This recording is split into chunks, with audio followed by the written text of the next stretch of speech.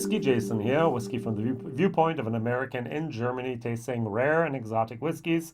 Today I have another single cask, this time from Benriach, the Benriach Cask Edition 2010 Pedro Ximénez Puncheon.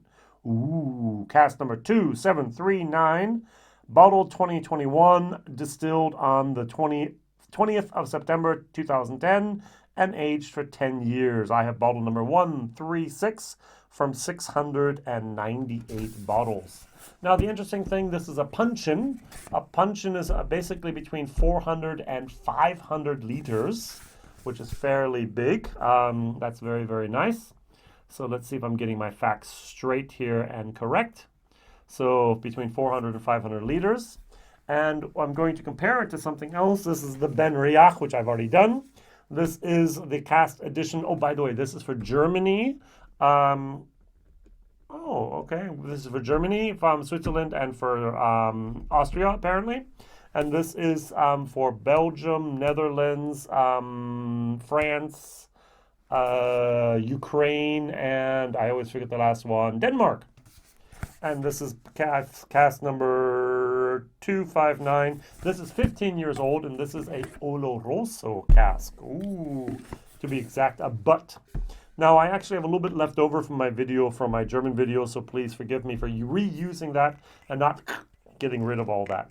All right, so this is 61.3%. So my first question is, if it's 10 years old, it was definitely not put in a barrel at 36.5%. 63.5%. Oh, I get my numbers wrong sometimes. 63.5%. This was much, much higher. I would guess maybe 68.5, maybe even 70%, which is allowed. There is no cask entry strength limit in single malt Scotch. Well, 96.4 I think is a limit, because that's as high as you can distill spirits that are called Scotch in Scotland. So 134 euros. I could have paid 124 if I had bought it in Netherlands. Sorry, shame on me. 95 euros. 59.8, 61.3. 10 years old, 15 years old. Pedro Ximénez Oloroso. My question of the day is, what would you rather have as a cask? Would you rather have a Pedro Ximénez PX cask, or would you rather have the Oloroso? If you go over to Glendronach, you have, for example, on my 18-year-old, the statement that says here, matured in the finest Spanish Oloroso casks. If I go to my 15-year-old, I have here matured in the finest Pedro Ximénez and Oloroso sherry casks from Spain. So we have basically here a mixture of the two. The 18-year-old is only the Oloroso. So that's always a question of what you want to have here. The biggest difference actually in the production of sherry between these two is one single topic: the grapes. These are Palomino grapes. This is Pedro Ximénez grapes. That's it. 98% basically of all grapes grown in that sherry triangle are Palomino grapes, and 1% are Muscatel, and 1% are basically Pedro Ximénez. And so what they do is they take these grapes and they actually let them dry in the sun. They turn more to a raisiny type of substance, and then they ferment them. Yeah, there's a lot more sugar in there. It's a lot more intense, so that actually the yeast comes and can eat more of that sugar. Yeah, and the Oloroso is just made from Palomino grapes. They are not dried in the sun. They are actually done just like normal white wine. Both of these have an oxidative maturation process. There is no yeast in the barrel, no flor, what is there, but both of them just oxidize and mature, and after they're finished with the fermentation process, then they actually fortify the wines with high percentage brandy. Now, what really, really surprised me the most is the color. The Pedro Ximénez and the Oloroso are almost the same. All right, so the Pedro Ximénez is a tiny, tiny, tiny little bit more, but it's not that much. I basically did the math here. If you take a look at the puncheon, you have, as I mentioned, 698 bottles times 0.7. That's the size of a bottle, would be 488 liters that came out of that puncheon. And if I do the math here for this bottle over here, I basically have, how many bottles did I have? I have to read the label here. I have 580. So 580 divided by 0.7 would be, that's 507 times 0.7. Yep. Okay. Would be 406 liters. Got to do my math right. All right. So we have 406 liters here and a butt left over after 15 years. I'm not really sure if it was in the butt the whole time. There is no information according to my, what I know of, that it was the entire time in here. And I have no information that this was actually in the Puncheon for the entire 10 years. Could be, but I don't know. Now, before I continue on, I want to mention that Rachel Berry picked these out. And it says here on this bottle down at the bottom, which is fairly interesting, exclusively selected and bottled for the distillery called Kammerkirch GmbH, which is the importer. It's not distilled and selected by, it wasn't selected and bottled by or selected by, but rather for. And so they basically were given the cask to take. So it was take it or leave it maybe. Who knows? Rachel Berry gave her notes here, and before I taste it, I just want to mention that, whoops, sorry, in here, they're in the bottle, not on the back of the tin. It says here it's a polished copper, which is okay. Here it's an Arabic sunset. And here we have actually creme brulee and toasted almonds with toffee, sultans, and oaky spice, which is about right. And over here we actually have almost the opposite. Read the bottle, Jason. We have here richly sherried with fruitcake, honey, orange, and creme brulee. So apparently Rachel Berry loves the word creme brulee as one of her main tasting notes, at least are one of her nosing notes here. On the nose, I don't get a lot of, first of all, I don't get a lot of alcohol. Very, very well done. 61.3%. No problem. Absolutely good. I do get the Pedro Ximénez, the PX, but it's, if I have a dial as a volume and 10 was the max, it's like a 3 to 4. I was expecting a 5 to 6. It's very subtle. It's very dialed down, which I'm almost disappointed with. Now, on the other hand, I'm constantly complaining about over-sherried whiskeys, and then I have an under-sherried whiskey and I complain about that too. I'm sorry. But basically everything she wrote is something I can actually say yes to. I can say yes to the creme brulee. I can say yes to the almonds. I can say yes to the toffee. I can say yes to the sultans. I can say yes to this oaky spice. But what I can't say yes is the normal Pedro Ximénez notes here. Now this is a fantastic nose.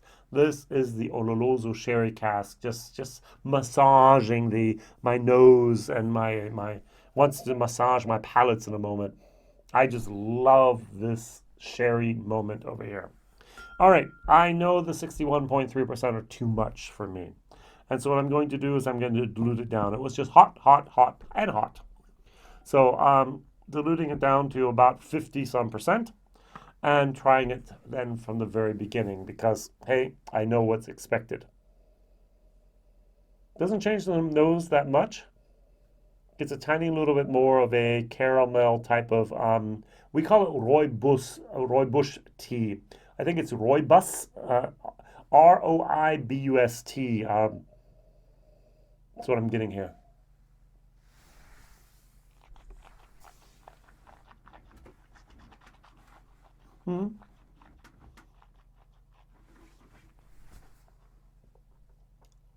What happens is the aftertaste is absolutely not up to par. I get older wood. I get casks that have been used a little bit too much. I get a tart and a bitterness that just does not belong in a product at this price. This is the best for me. All right, if I'm going to pick out 19 casks and send them all to the world as a cask edition, I'm picking from my warehouse the best of the best. And if this is the best of the best that Benriach momentarily have, I am going to avoid Benriach very much so in the future. This is a C at the best. It's actually a C minus. Yeah. First of all, I don't get the Pedro Ximénez as much as I expected. It's subtly there. I do have the raisins, I do have the sultans, I do have a little bit of that creme brulee, the toffee is there. It's all there. But the finish just pulls down the entire rating. It would have been a C plus whiskey if the finish had not disappointed me and does not disappoint me as much as it does with this whiskey. What a shame. Rachel Berry writes on the back of her bottle here, cinnamon spiced apple strudel. I'm not sure about that. With nutty pralines. Licorice, which I'm not sure about, and tangy orange peel. So, yeah, the orange is there and so on, but it's just not up to par for a €95 whiskey. Now, going over to Oloroso, I love this nose. The nose and the palate are almost on par here. They're both a little shy and a little underwhelming and a little disappointing. Over here, the nose is spectacular in my personal opinion. I just love that. I've already diluted it down. The same thing as here. It's about 53, 52%.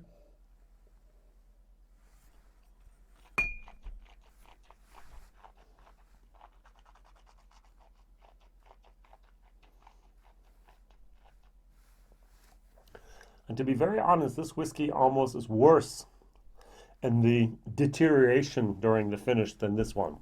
I get much more of a bitter wood tart moment. I'm not looking forward to that at all. Now the bottle does say here, arms are longer than my eyes, chocolate meringue, toasted hazelnuts, and lingering sun-dried raisins. Now the sun-dried raisin should be here. It's not there. Oloroso have no sun-dried raisins in there.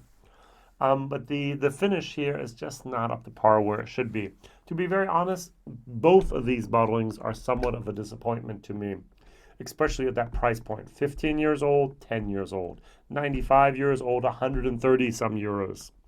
98.8%, 61.3%.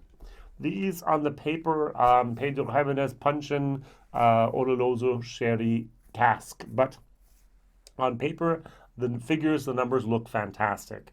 But unfortunately for me, in my personal opinion, and my palate, just both say, this is a C minus whiskey, basically. So sorry.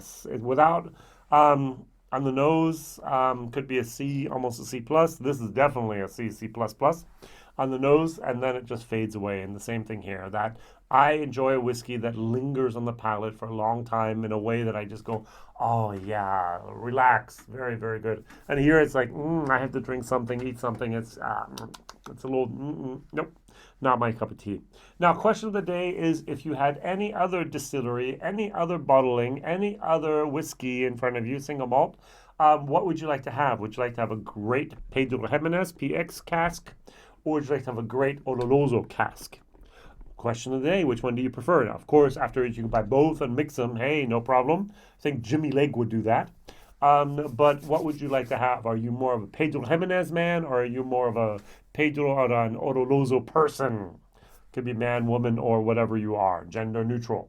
Thank you very much for watching. Please like, subscribe, tell others, and thank you very much for sharing this video or telling others people about this guy over here in Germany, putting out a lot of whiskey videos, trying a lot of expensive and unique and exotic and rare whiskeys, and all the best for all of you out there. Stay safe, stay healthy. Whiskey Jason. Bye-bye.